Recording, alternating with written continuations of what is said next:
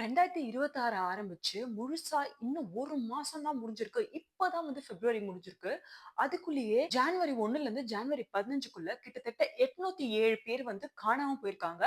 S, இந்த incident டெல்லியில தான் நடந்துட்டு இருக்கு. இப்போ அத பத்தி தான் நம்ம இந்த வீடியோல பார்க்க போறோம். என்னோட யூடியூப் சேனல சப்ஸ்கிரைப் பண்ணாதவங்க சப்ஸ்கிரைப் பண்ணிக்கோங்க. அப்பதான் நான் போடுற எல்லா வீடியோஸும் உங்களுக்கு உடனே வந்து சேரும். இப்போ வீடியோக்குள்ள போலாமா? ஜான்வரி 1ல இருந்து ஜான்வரி 15க்குள்ள கிட்டத்தட்ட 807 பேர் வந்து காணாம போயிருக்காங்க அப்படின்னு சொன்னேன்ல. அவங்க எல்லாரையுமே வேற வேற சிச்சுவேஷன்ஸ்ல இருந்து அவங்க ஃபேமிலில இருந்து வந்து என் பசங்கள காணோம். வெளியில போயிருந்தாங்க, கடைக்கு போயிருந்தாங்க, படிக்க போயிருந்தாங்க, வேலைக்கு போயிருந்தாங்க அப்படின்ற மாதிரி நெறைய காரணங்கள் வந்து ஒரு ஒரு பேரண்ட்ஸும் சொல்றது வந்து நம்மளால பார்க்க முடியுது. அவங்க எல்லாருமே வந்து நெறைய கம்ப்ளைண்ட்ஸ் குடுத்துருக்காங்க. இந்த மாரி என் பசங்கள காணோம், என் குழந்தைய காணோம், என் பொண்ண காணோம், என் பையன காணோம் அப்படின்னு சொல்லிட்டு எல்லாருமே வந்து கம்ப்ளைண்ட் குடுத்துருக்காங்க. இப்போ அதனோட விசாரணையில தான் இப்போ Instagram மட்டும் இல்லாம நெறைய சோசியல் மீடியா வலைத்தளங்களையும், ஏன் நெறைய நியூஸ் பேப்பர்ஸ்ல கூட வந்து இத பத்தி பேசி அவங்க அட்ரஸ் பண்ணியிருக்கிறத வந்து நம்மளால பார்க்க முடியுது.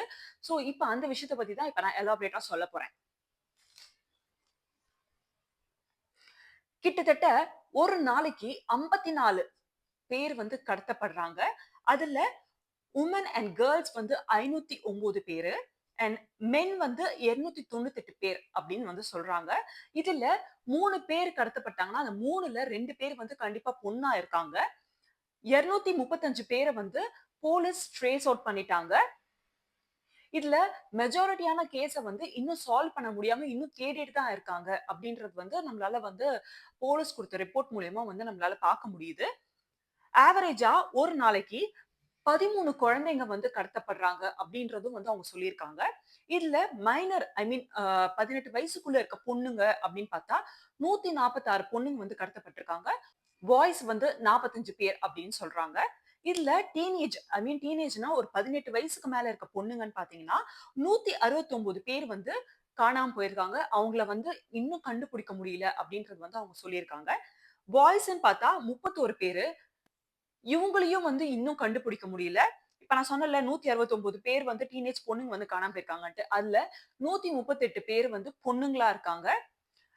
அது மட்டும் இல்லாம 8ல இருந்து 12 வயசுக்குள்ள இருக்கிற 13 சின்ன குழந்தைங்கள வந்து கடத்தியிருக்காங்க. Under age I mean under 8க்குள்ள இருக்கிற குழந்தைங்கன்னு பார்த்தா 9 குழந்தைங்க, 9 பொண்ணுங்கள வந்து கடத்தியிருக்காங்க. அப்படின்றும் வந்து இந்த ரிசல்ட்ல வந்து தெரிய வருது. இதுல 616 அடல்ட்ஸ், 363 வந்து பொண்ணுங்களா இருந்திருக்காங்க. 253 வந்து மென்னா இருந்திருக்காங்க. அதே மாதிரி 8ல இருந்து 12 வயசுக்குள்ள கிட்டத்தட்ட 13 குழந்தைகள் வந்து காணாம போயிருக்காங்க. அண்டர் ஏஜ்ன்னு பார்த்தா அண்டர் ஏஜ்ன்னா என்ன 8 வயசுக்கு கீழ இருக்கிற குழந்தைங்கன்னு பார்த்தா 9 குழந்தைங்க வந்து காணாம போயிருக்காங்க. இதுல 3 குழந்தைகள தான் வந்து அவங்களால கண்டுபிடிக்க முடிஞ்சிருக்கு.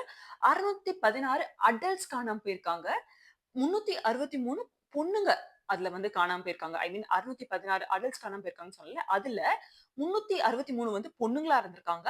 253 வந்து ஆம்பளைங்களா இருந்திருக்காங்க.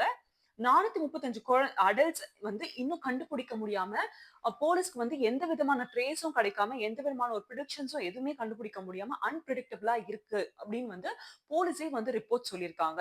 இது வந்து நிஜமாவே ரொம்ப வந்து கஷ்டப்படுற செயல் தான். ஏன்னா, ஜான்வரி 1ல இருந்து 15க்குள்ள இத்தன பேர் காணாம போயிருக்காங்களா? அப்படின்றது வந்து நம்மள நெறைய பேருக்கு வந்து இன்னும் யோசிச்சு பார்த்தாலே வந்து ரொம்ப பயமா இருக்கு. எப்படி வந்து டெல்லில வந்து இந்த மாரியான ஒரு சம்பவம் நடந்திருக்கு. அண்ட் நெறைய நியூஸ் மீடியாஸ் வந்து இப்ப தான் அத பத்தி வந்து பேச ஆரம்பிச்சிருக்காங்க. ஏன் இவ்ளோ நாள் வந்து அத பத்தி பேசல அப்படின்றது வந்து தெரியல. நெறைய ஆனா இது பெருசா வந்து எங்கேயுமே ஹைலைட் பண்ணல. ஏன்னா எவ்ளோ பெரிய நம்பர்ஸ் வந்து காணாம போயிருக்காங்க. இவங்க எல்லாருமே எங்க போனாங்க? ஹியூமன் டிராஃபிக்கிங்கா? இல்ல வுமன் டிராஃபிக்கிங்கா? அப்படின்றது தான் நமக்கு தெரியல. இல்ல ஆர்கான்க்காக வந்து இவங்க கடத்தப்பட்டாங்களா? இல்ல வேற எதனா விஷயத்துக்காக வந்து இவங்க கடத்தப்பட்டாங்களா? அப்படின்றது வந்து தெரியல. ஆனா நம்ம எல்லாருக்குமே இத நெனச்சு பார்க்கும்போதே வந்து ரொம்ப கஷ்டமா இருக்கு. இதுல மெஜாரிட்டி கண்டிப்பா பொண்ணுங்க தான். அதுவும் அண்டர் ஏஜ்ல இருக்க பொண்ணுங்க அப்படின்றது வந்து இன்னும் அந்த நம்பர்ஸ் வந்து இன்னும் ரொம்ப அதிகமாவே இருக்கு. அத நெனச்சா இன்னும் ரொம்ப பயமா இருக்கு. போலீஸ்னால சில பேர தான் வந்து ட்ரேஸ் அவுட் பண்ண முடிஞ்சுச்சு. சில பேர் இன்னும் ட்ரேஸ் அவுட் பண்ண முடியல. இன்னும் கண்டுபிடிச்சுட்டு இருக்காங்க அப்படின்றது தெரியப்படுது. 2025லன்னு பார்த்தா 24,508 பேர் வந்து காணாம போயிருக்காங்க. இதுல 17,870 பேர் வந்து பொண்ணுங்களாவும் இருந்திருக்காங்க. அதுல மிச்சது எல்லாமே பசங்க தான். இப்போ அந்த கேஸ எடுத்து பார்த்தா, அதுல 9000 அன்ரிசால்வ்ட் ஆன கேஸஸ் வந்து இருக்கு. இன்னும் போலீஸ்னால அதுல வந்து எந்த விதமான ஒரு ஜட்ஜ்மென்ட்க்கும் வர முடியல. யார் இத பண்ணாங்கன்ற மாரியான எந்த விதமான ஒரு துப்பும் கிடைக்கல. அந்த தொலைஞ்சு போனவங்களையும் வந்து கண்டுபிடிக்க முடியல அப்படின்றத சொல்றாங்க. 9000 பேர் 2025ல வந்து காணாம போயிருக்காங்க. அப்படின்றதும் வந்து ரொம்ப பெரிய நம்பர் தான். 2,32,737 மிஸ்ஸிங் இன் 10 இயர்ஸ். ஐ மீன் ஒரு 10 வருஷத்துல கிட்டத்தட்ட 2,32,737 பீப்பிள் வந்து மிஸ்ஸிங் அப்டின்னும் வந்து அந்த ரிப்போர்ட்ஸ்னால நம்மளால தெரிஞ்சுக்க முடியுது.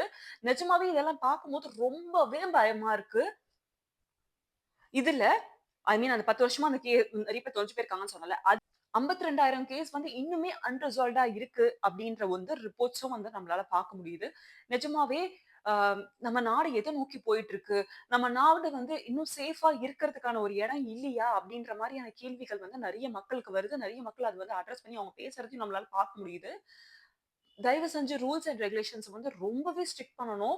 இந்த மாரியான விஷயங்கள் வந்து இப்ப தான் நடக்குதா அப்படின்னு கேட்டீங்கன்னா, ரொம்ப வருஷமாவே நடந்துட்டு இருக்கு. இன்னொன்னு சொல்லப்போனா நம்மலாம் வந்து நம்ம சின்ன வயசுல இருக்கும்போது நம்ம வந்து பார்த்திருப்போம். நொய்டால ஏற்கனவே ஒரு கேஸ் நடந்துச்சு.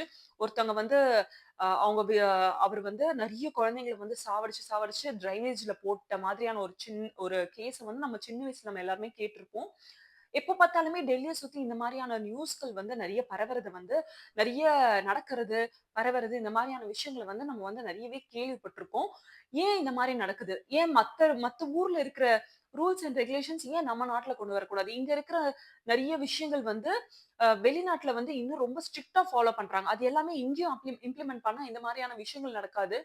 இத்தன பேரு காணாம போயிருக்காங்கன்னா, அவங்க பேரண்ட்ஸும் சரி, இல்ல அந்த க கடத்தப்பட்டவங்களும் சரி, அவங்களோட நிலைமை என்ன?